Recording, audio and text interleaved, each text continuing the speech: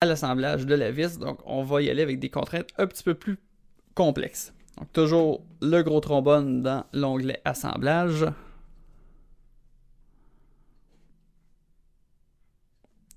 On va commencer par mettre la vis et le trou fileté dans la traverse. On va les mettre là coaxiaux.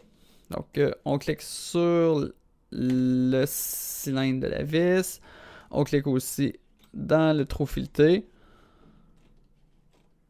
La vis devrait venir s'aligner automatiquement avec le trou. Si elle est tête en bas, on peut toujours cliquer ici sur inverser l'alignement des contraintes. Et dans le bon sens, donc je vais simplement cliquer sur le crochet vert pour l'accepter.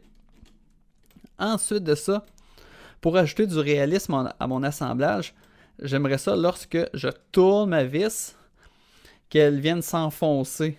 Donc, je veux avoir une contrainte mécanique qui vient reproduire l'effet d'un filetage.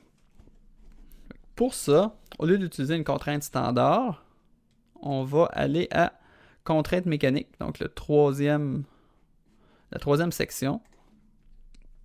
Et on va venir chercher une contrainte de type hélicoïdal. Donc, je vais cliquer sur la petite vis hélicoïdale. Il me demande à quelle vitesse la vis va s'enfoncer lorsqu'on la tourne. Donc, j'ai deux choix, soit combien ça va prendre de tours pour que la vis avance d'1 pouce, ou quelle distance va parcourir la vis lorsqu'on lui fait faire une révolution, donc un tour. Je vais laisser ça à révolution par pouce. Je vais mettre ça à 10, donc ça va prendre 10 tours pour que la vis s'enfonce d'1 pouce. Donc, ce qui équivaut en mécanique à des filets à 10 filets au pouce.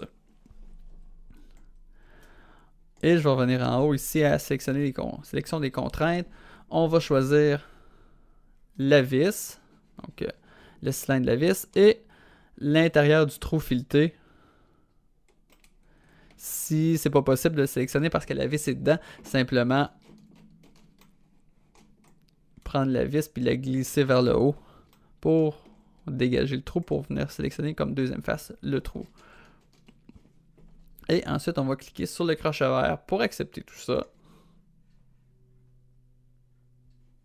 Et ce qui va nous rester à ajouter, c'est la distance limite. Donc, on va éviter une situation comme ça où est-ce que, à force de tourner la vis va comme s'en aller dans l'espace puis se détacher de la traverse. Donc, on va aller dans contrainte avancée.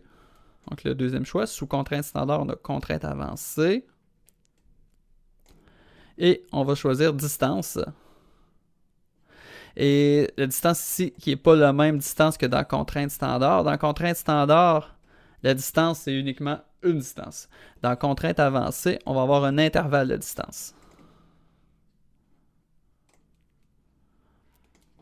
Donc, on va avoir une distance qui va être minimale et maximale. On va commencer par lui dire ça va être quoi les deux surfaces de référence.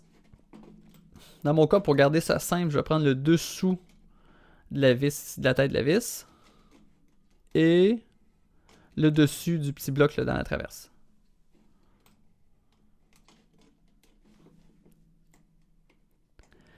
Le minimum, on va dire 0. Et le maximum, allons-y, disons, on va essayer à 3 pouces. Donc, ça va être possible de tourner la vis jusqu'à 0 pouces, c'est-à-dire que la tête de la vis vient toucher la traverse. Et dans l'autre sens, donc en s'éloignant, jusqu'à 3 pouces.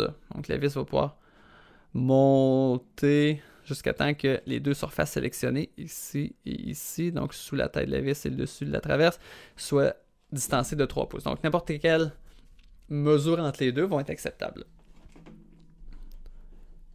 Donc, le 3 pouces pourrait être ajusté là, selon